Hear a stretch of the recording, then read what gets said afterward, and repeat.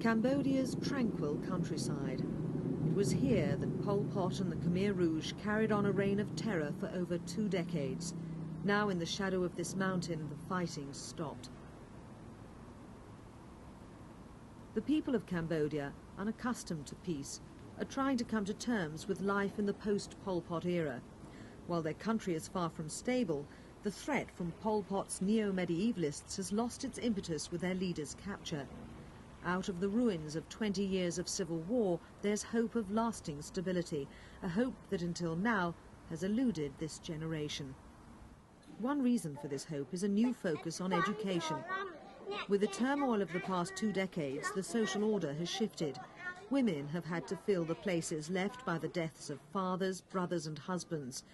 With over half of households in Cambodia headed by women, the need for them to be educated like their brothers is clear. But for these people born in conflict to families torn apart by war, education has been a low priority.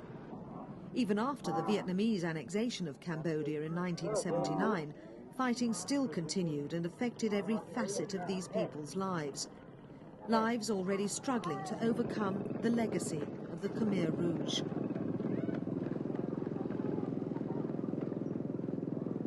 It was soon after the capture of Phnom Penh that Cambodia realised the full horror of Pol Pot's cleansing programme.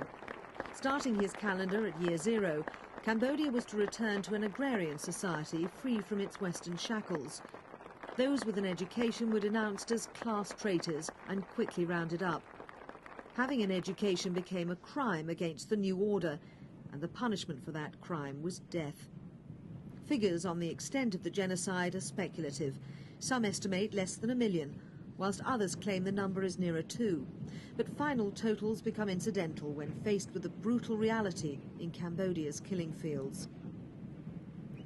If the fields were where Pol Pot's re-education programme ended, this was where it began.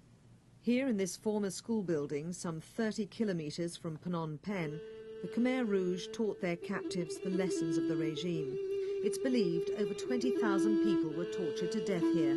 It remains as it was found in 1979. These murals stand as memorials to the dead.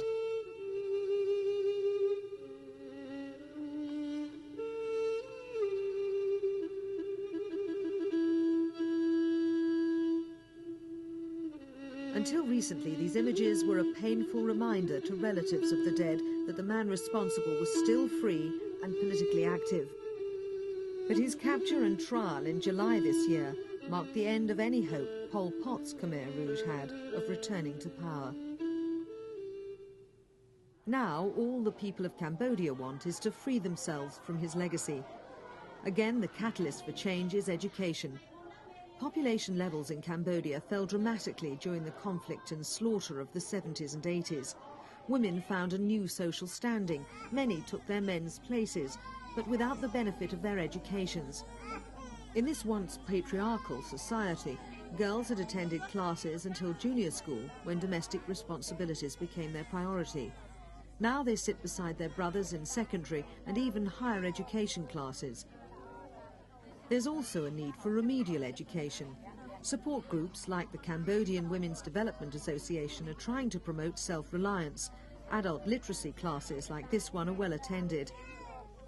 Early indications from research are that when these women are better educated, they're more able to deal with the choices and responsibilities of raising their families.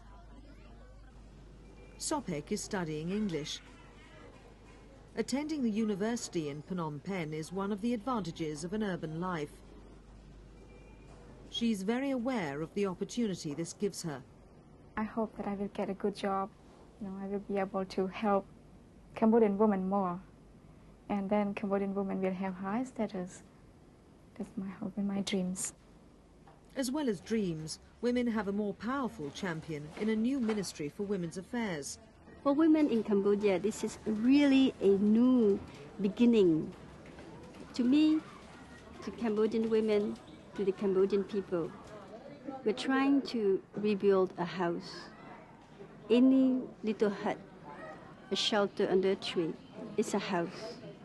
But a house is not enough yet. We need to make that house a home. that's where we're at now, to make Cambodia a home again. This process will take time. The people of Cambodia once paid a great price for their education, and those sacrifices will not be forgotten.